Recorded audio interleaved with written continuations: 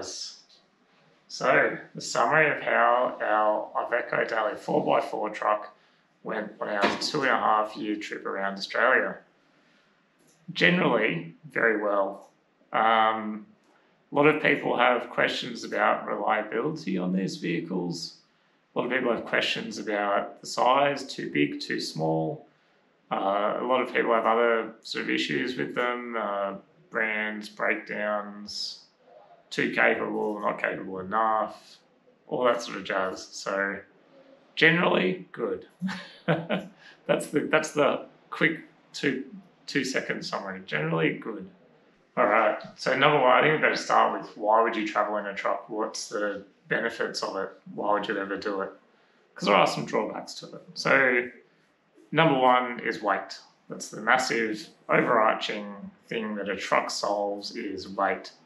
And that's the weight of the vehicle versus the caravan. So that's safety while towing, where you're not having a heavy caravan behind a lighter front vehicle, even a 200 series or a patrol. They are generally lighter than the caravan behind if you're towing heavy. So the truck is heavier, which means it's just a lot more stable in general. Like you don't even need really an anti-sway system or anything like that on the caravan when you're pulling it with a truck.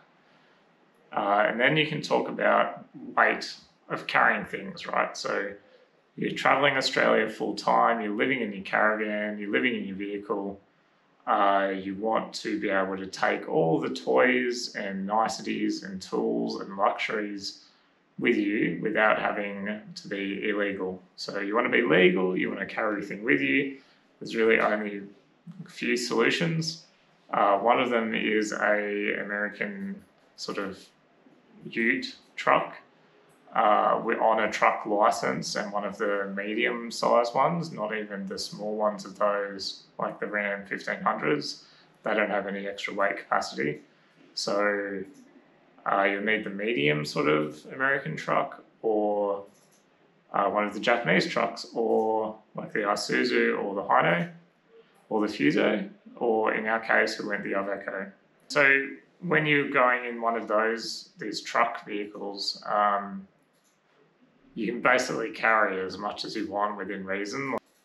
A normal car can max out at 4,495 kilos, around 4.5 tons.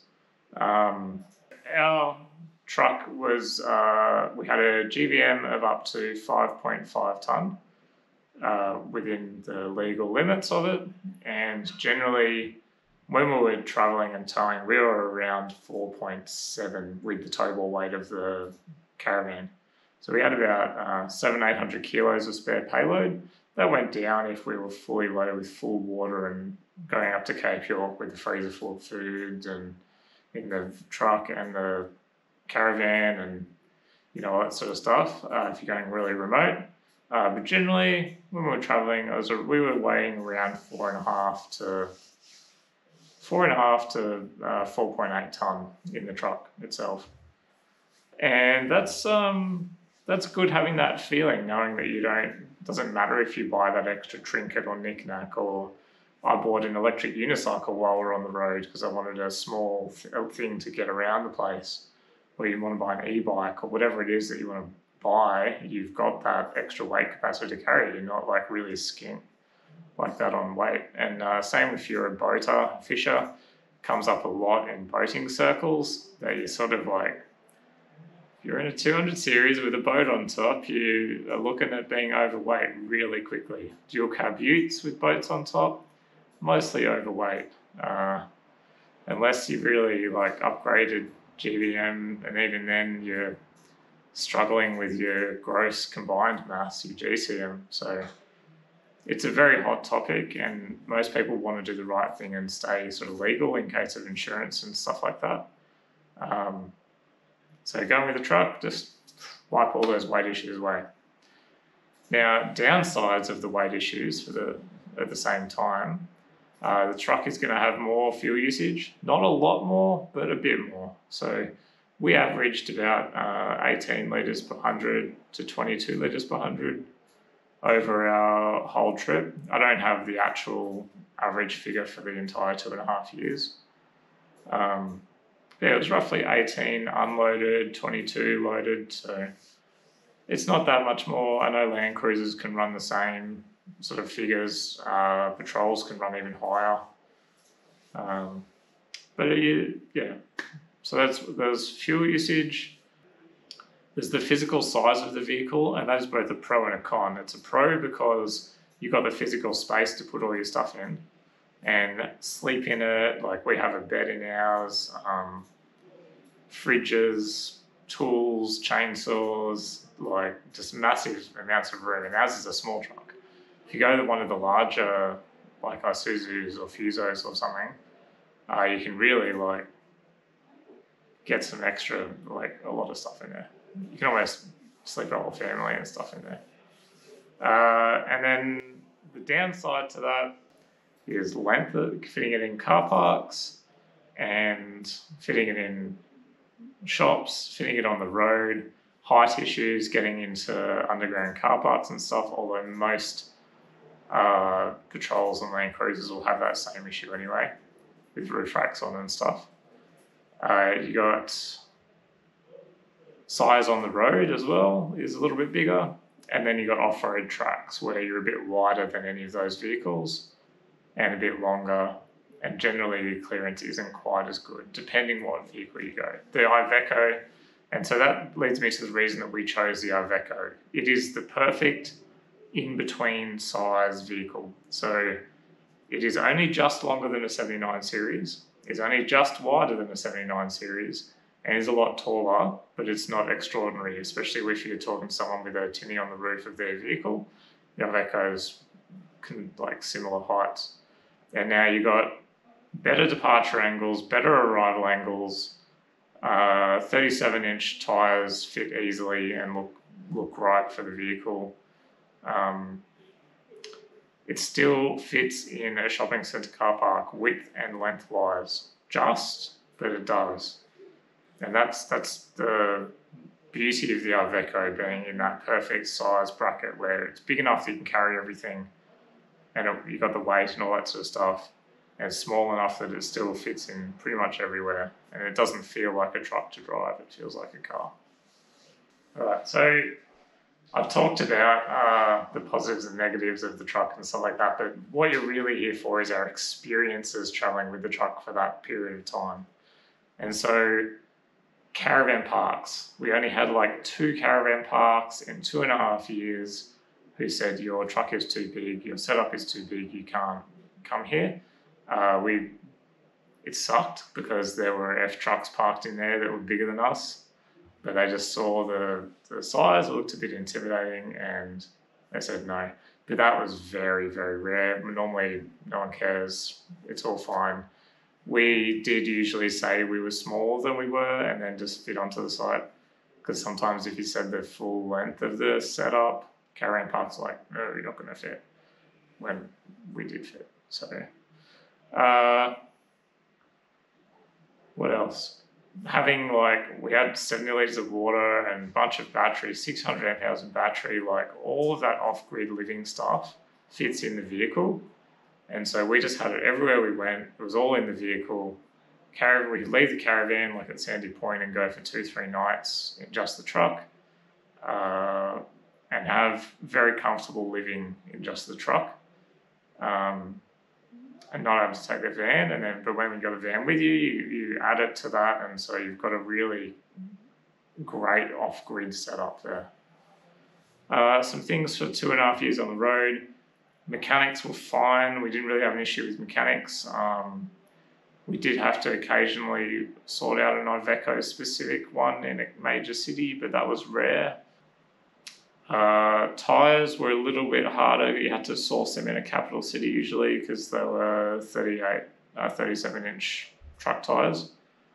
They weren't too expensive. We're talking about $500 a tyre normally. So it's not that different to a normal Land Cruiser all-terrain tyre. And then what else in maintenance terms? One thing with a truck in New South Wales, Rego, has to be inspected every year because of its age. Has to have a brown slip done. They do accept other states' brown slips. or the equivalent. So we just had to Google like truck inspection WA, for example, and take it and book it for that and take it for that. And then they would write us out a paper slip and we'd post it to New South Wales Rego. And we had to allow a bit of extra time for that in the whole process because it took a little bit longer, but it's not a big deal. Insurances can be more difficult with a truck because some companies want them only as commercial vehicles and not as like a private vehicle. So that's something you will have to think about and sort out prior to buying one. Hopefully sort that out before you buy one and not try and deal with it after. So we could get fuel everywhere, being a normal diesel. There was no problem with fuels anywhere at all. It did get expensive in the middle, but that's the price of going in the middle. We fit into all the campsites. There was maybe one or two small ones where we didn't fit because of height, but it was very, very rare. So that was great. The off-road ability of the Iveco specifically, the other trucks are full drive, but they don't have locking diffs. Where the Iveco from the factory has front locking diff, a rear locking diff, and also the centre diff. And it also has dual ranges, so forward drive, normal drive, and then also like the split gears. So there was essentially like almost 24 forward gears that we could use, and also there was like 4 reverse gears we could use as well if we were reversing the caravan around or something like that, like reversing the caravan up in a steep, slippery slope or something like that. I could go into forward drive low to reverse it up and get it up there. That's an Iveco specific thing, having that extra split gears and also having the locking diffs on all front and rear really made a big difference with the off-road ability of the truck. And it was really great getting the caravan in and out of places that were slippery on grass and stuff, mud, and helping others out, yeah. Comfort in the truck is a bit of a sticky issue, and the Iveco in particular is good at this, and some other trucks are not good at this compared to a Land Cruiser Patrol type vehicle. The Iveco is more like, it's leaf suspension all round, which is not great for comfort, but it has suspension seats in it by default, and they are great, and the whole truck is very comfortable because of that. The Fuso, Hino, and Isuzu do not, and it's one of the things I would consider spending money to upgrade. You can also upgrade the suspension on them. Talking 15 grand maybe by the time you're done with any of those trucks upgrading the things, and they're cab over, which means that you're sitting right over the wheels, the front wheels. So they can be a bit more uncomfortable because of that. The Iveco, at least, you're sitting back from the wheels, so you're offset back a little bit, and so you don't get that direct over the wheel feeling. So that's a point for the Iveco for sure. One thing I forgot, when you are in a truck, you don't have to keep a logbook, and this can vary by state, so I'll just do New South Wales in particular, but do your own little bit of research. You don't have to keep a logbook because you're under 12 tonne. It's just like a normal car. And you can be 0.05 legal breath limit in New South Wales on a light truck licence, which is what we had. So that's fine as well. You can go to the pub, have one beer, drive home, no worries. And what's the other thing? Weigh stations. You do have to point to weigh stations legally because you are a heavy vehicle now. Saying that, we got put into one weigh station in 2.5 years, and it was in Alice Springs. That was the only one, and we just went in, did it. They said, you're fine to go, and we just went. So it wasn't a big deal. That's probably about it. Oh, and we were speed limited to 100. Like technically, we weren't really, but we were only meant to go 100 k's an hour, even not towing a trailer. So, but that's fine with us. It doesn't make a difference. All right, something the Iveco has a reputation for is breaking down, and we certainly didn't help that with our posts about what happened to us on the road. Felt like at some points we were just regularly breaking down. It wasn't the case. a lot of it was just stuff that can happen to any vehicle. And there's only a little bit that was Iveco specific. So first of all, we had the engine go just after we bought the truck, and that sucked. And we had to replace it, and then we had to take Iveco to tribunal and won, and then they had to pay us the money to replace the engine. So that was like a rare thing though, because the Iveco does have a reputation for being a good engine. It's one of the best, most reliable things in them. And then so imagine our shock when we got a bit of a lemon in that department. So I don't really count that as a breakdown though, because it sort of just happened at the start of our trip. And then some various things that happened while we were on the road. Differential stopped working, the front diff for a while, and then that just resolved itself. When our tyres got changed for a rotation, dude snapped a bolt on the hub. Again, we just ordered a new part, got a new part delivered. It was really quick. That's one thing, Iveco parts, if they're in Australia, they're quick. We didn't have any issues with having them delivered anywhere. We had a few like minor engine issues, nothing major. Just the normal servicing. Just general stuff like the clutch master cylinder went, and that was a drop-in replacement that we did in the Caragini. Amanda and I did it in 40 minutes. Got the part express shipped in a day from Perth, and then we did it ourselves in 40 minutes. It was not a hard thing to do. So overall, I would say reliability is about on par with any other vehicle of that age in kilometres. People have stuff go wrong all the time, and I don't think stuff went wrong any more than others. We had a uni joint on the drive shaft go. Just stuff. We just shared the stories about what happened to us and like told people about it. We didn't hide it or anything. So I think some people with a sponsored vehicle may not share the full truth. We got on those breakdowns. We've got all of that in our YouTube channel. We don't hide anything.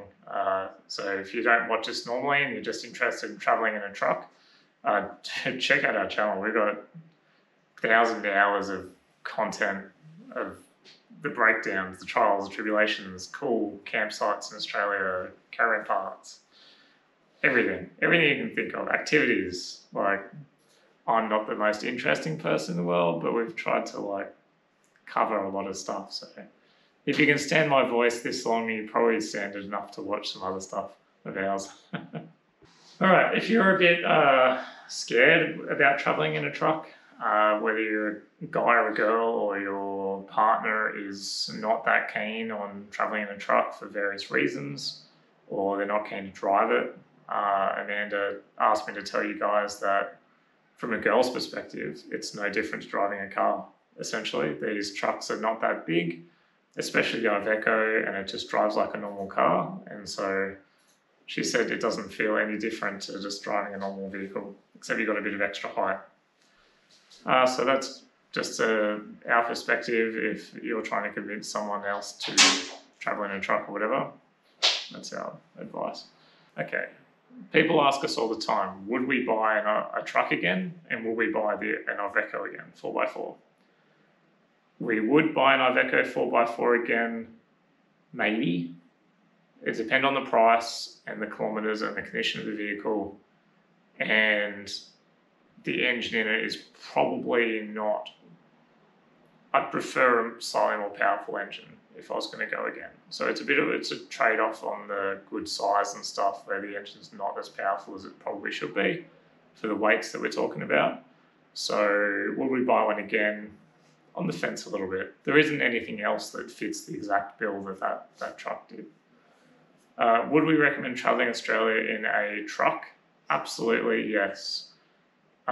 Be legal, get the same fuel economy, carry as much stuff as you want, definitely.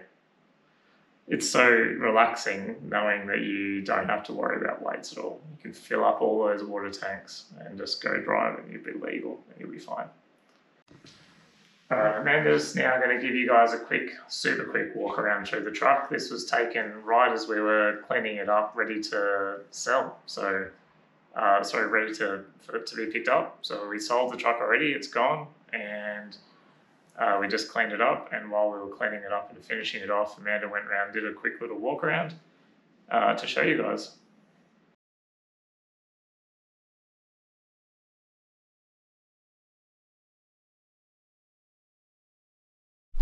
Hey guys, Amanda here, just doing a quick walkthrough of our truck.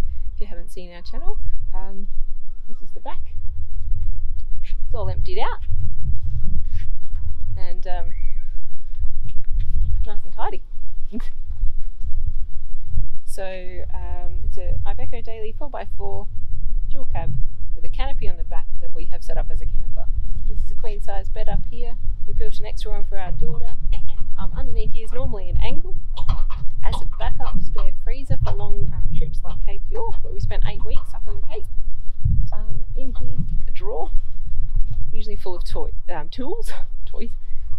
down the middle here, normally a electric Suron motorbike. We are actually, the reason it's so empty and tidy is because it is actually being picked up by a new owner very soon. So we've used this truck for 2.5 years around Australia. It's taken us everywhere and to some absolutely amazing spots, towing our caravan, but also as a camper for the more remote places. So things like Fraser Island, the Bungle Bungles, Mitchell Falls, Steep Point. That's all been done camping out of the truck. I'll just show you inside really quickly. Most of it's on the other side that you want to see. So it's actually a 6-seater, 4 seats in the back. We built this as extra platform for storage because it's only us and our one daughter. So we used to use that as an extra because the seats are quite narrow, so we could store more things there. Things like beach chairs and stuff used to go in there. You've got the driver's side. It's a 6-speed manual with an extra split shift gear in there. Feels like a big car basically because it's got some awesome creature comforts like suspension seats. It's got 37-inch tyres, snorkel, diff breathers, all that sort of stuff. Bull bar with a winch on the front and spotlight. It is a 2012, so it is a little bit older, and we have kind of beaten up a little bit. This is the passenger side.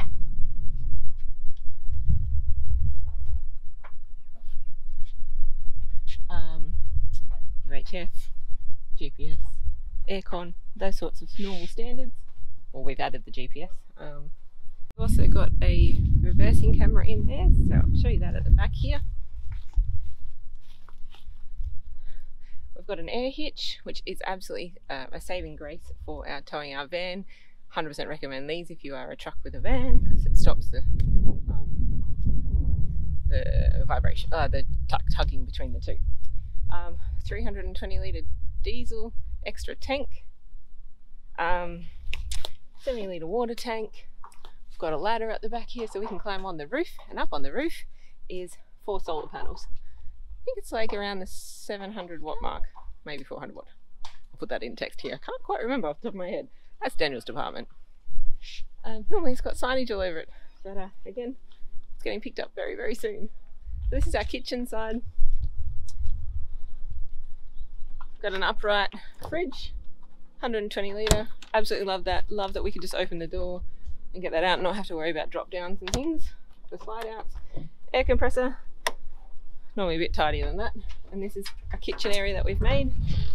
Basically drawers full of plates, cups, cutlery, things like paper towel, glad wrap, whatever we need. Chopping board, an induction cooktop that comes out, sits on the bench and plugs in here.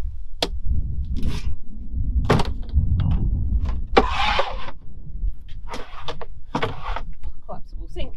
That one usually has a saucepan and fry pan in it, and another storage area. This was, depends on what we're doing. If we're camping, that was food. If not, it was hammocks and fun things, frisbees and things. Max Track's up in there, and pretty much the power system. So we've got a Safari power system here. All the switches are here with a really smart screen, switches for lights, compressor, cigarette lighters, everything we need. It's an awesome setup. We really love it. It's all connected through the batteries, 600 amp hours of lithium batteries, and a 3000 watt inverter is actually tucked in nicely underneath this seat here. Spare wheel down there, extra tank fuel filler here, breathers, and I think that pretty much sums her up. We can plug in here, so we plug in 240 volt power over here, and we can do plug it in here to charge up batteries if we need, and we external out from there to plug and run our caravan like it's off grid, but like it is on a 240 volt power system. If there's anything else, let me know. I'll see if I can answer it for you.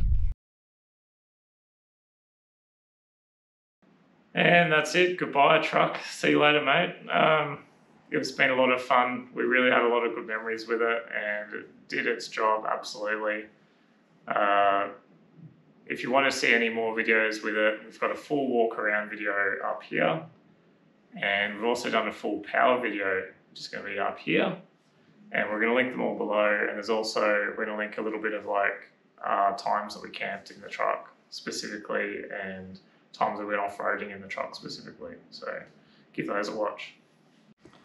Thank you very much for watching. If you guys have any questions, chuck them below. We're going to do a van summary as well for 2.5 years on the road, and that'll probably be the week after this video. Thank you again, and catch you later.